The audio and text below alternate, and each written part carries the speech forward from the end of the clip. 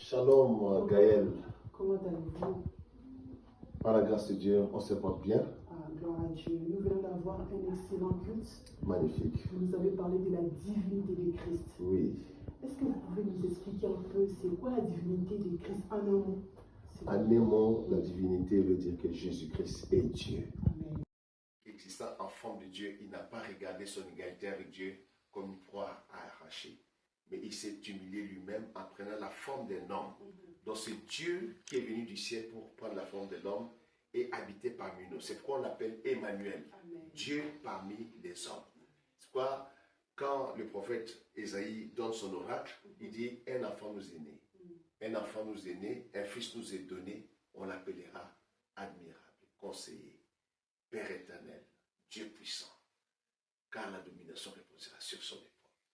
Donc il est ce Dieu-là qui nous a sauvés, qui nous a donné la vie éternelle et nous les servons aujourd'hui. Alléluia. Alors, nous avons vu une affiche sur les réseaux sociaux. Donc, on a commencé à avoir en fait des coups de fil de partout. Il y en a qui vous appellent le grand archevêque. Il y en a qui vous appellent le grand pasteur. Bah, nous, on a l'habitude de vous appeler daddy, papa, voilà. Et du coup, les enfants de Dieu, ils étaient comme étonnés. Parce qu'ils étaient en quelque sorte désespérés. Vous avez disparu des radars de Quimper, si j'ose dire. D'autant plus que vous connaissez la difficulté qu'il y a dans cette ville. Et c'est une ville côtière. Et lors de votre venue, je crois en 2017-2018 par là, Dieu vous a tout de suite ouvert les yeux. Vous avez vu la principauté qui domine dans cette ville. Mais les enfants de Dieu, ils sont restés comme isolés, comme abandonnés. Est-ce que c'était fait exprès ou c'était par des situations particulières ou des problèmes particuliers qui ont fait que vous ne puissiez plus venir à Quimper? Non, déjà, ma venue à Quimper, c'est vraiment quelque chose de magnifique et de grand. Quimper, c'est notre église, PDG Quimper. Nous aimons beaucoup cette église-là. Ce n'est pas que nous avons oublié Quimper. Nous avons eu beaucoup de missions, il faut le dire. N'oubliez pas que nous avons eu à offrir d'autres églises, que ce soit en Afrique, comme à Libreville, à Bangui, en République centrafricaine. Dans Libreville, c'est le Gabon. Et puis nous étions au Tchad, à Djamena, pour ouvrir l'église aussi. On a ouvert l'église là-bas. Je n'ai jamais encore été physiquement au Tchad, à Djamena, mais l'église est ouverte. J'ai rencontré les pasteurs de Djamena. Ils sont venus nous voir quand nous étions à Bangui, en République centrafricaine. Nous avons aussi ouvert l'église à Kinshasa. Nous avons ouvert l'église à Martinique. Nous avons ouvert l'église à Francfort en Allemagne. Et entre-temps, nous avons fait beaucoup d'émissions dans le monde, beaucoup de conférences dans le monde, ce qui fait que nous avons été un peu absents.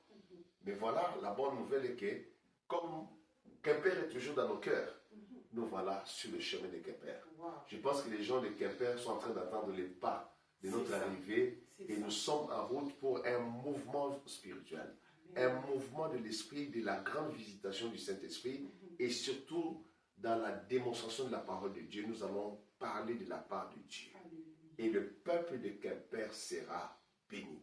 En tout cas, je vous adresse cette invitation solennelle de ne pas manquer les 3 jours, les 14, les 15 et les 16 novembre 2025 à Quimper, à PDG Quimper. PDG, c'est l'église Parole des Grâces Quimper.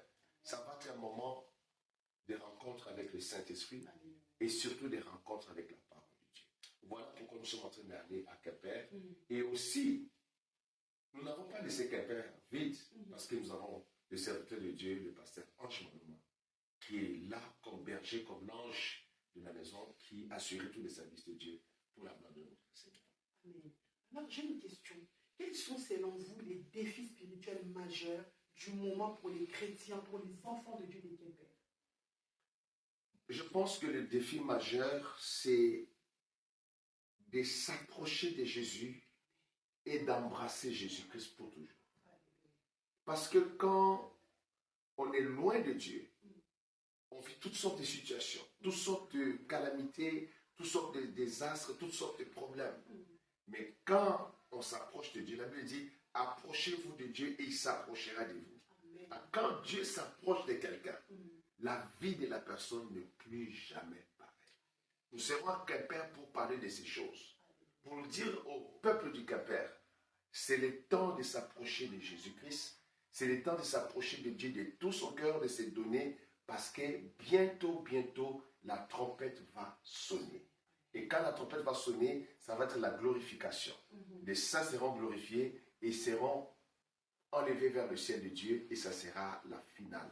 Donc, nous voulons que le peuple puisse connaître que les grands défis de ce temps, c'est de s'approcher de Jésus. Pourquoi j'ai dit ça?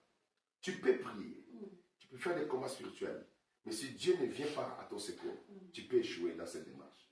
Mais si tu fais la démarche de chercher Dieu, d'aller vers Dieu, et que quand Dieu voit que tu t'approches de lui, vous savez dans l'histoire de l'enfant prodigue, quand l'enfant prodigue retournait à la maison, lui il marchait, mais quand le père l'a vu, le père a couru. C'est ça le mystère. Lui il marchait vers la maison du père, mais quand le père a vu de loin le fils en train de venir, le père a couru. L'enfant marchait, mais le père court. C'est ça qui change. Alors quand il va rencontrer le père va mener les changements. Il va enlever les habits sales qu'il avait. Il va lui donner un vêtement de fête. Il va enlever ses sandales pour lui mettre des souliers. Il va mettre une couronne sur sa tête, il va le parfumer et il va faire la fête avec son fils qui est retrouvé. C'est ce que Dieu veut faire dans ce temps de la fête. Dieu cherche des fils et des filles qui se rapprochent de lui, qui oublient un peu leurs problèmes, leurs difficultés, dit la solution c'est d'aller vers Jésus. Amen. Et c'est là le problème et c'est là le secret aussi. Alors, une dernière question. Y a-t-il une parole ou une direction prophétique que vous souhaitez déjà partager avec le peuple de Dieu? Je vais dire au peuple